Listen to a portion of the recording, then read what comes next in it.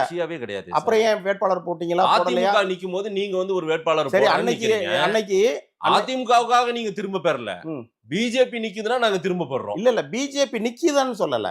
BJP கூட்டணியில் நாங்க யாரு நின்னாலும் ஒரு வேட்பாளர் நிறுத்தணுன்ற முடிவுல இருந்தோம். அன்னைக்கு பிஜேபி தால் முன்னெடுத்து நின்றால் அதுல கண்டிப்பா நம்ம வாங்கிக்கிறோன்ற மனநிலையில நாங்க இருந்தோம். பிஜேபி அண்ணாமலை நேரடியா வந்து கேட்டாரு. மாண்புமிகு ஒரு பாரதிய ஜனதா தலைவர் வந்து அண்ணாமலைஜி வந்து நேரடியா கேட்டார் அண்ணன்ட்ட, நீங்க வித்ட்ரா பண்ணிருங்கண்ணே, ஒரே ஒரு வேட்பாளர் திமுகவை ஒருங்கிணைஞ்சு எதிர்த்தா மட்டும்தான் நம்ம திமுகவுடைய ஆதரவு வேட்பாளர் தோற்க முடிக்கும்னாரு. அதனால ஒரு கூட்டணி கட்சி தலைவர் மத்தியில் ஏடிஎம்கே ஏற்கனவே நிக்குது இல்ல அவங்க முடிவு பண்ணல. அவங்களும் நிக்கிறாங்க, நாங்களும் நிக்கிறோம், டிடி சாரும் நிக்கிறாங்க. சோ எல்லாத்தையும் காம்ப்ரமைஸ் பண்ணும்போது ஒரு ஃபார்முலா உருவாகுது இல்ல. இப்ப நீங்க சொல்றீங்கல்ல பிஜேபி எதுக்குறாங்கன்னு. இன்னைக்கு மார்ச் 14 2025 இன்னும் 100 நாள் எண்ணிக்கைங்க. இந்த எதிர்ப்பு எடப்பாடி பழனிசாமி இருக்குமான்றதை நீங்க கொஸ்டின் பண்ணி 100 நாள் தவணை மாதிரி சொல்றீங்க. நீங்க எண்ணிக்கங்க. நீங்க சொல்றீங்களா ஆட்சியை காப்பாத்துறதுக்காக நீங்க பிஜேபியோட இணக்கமா போனாருல்ல, திருப்பி ஆட்சி வரணும்ன்றதுக்காக இணக்கமா போக மாட்டேன்னு என்ன நிச்சயம்?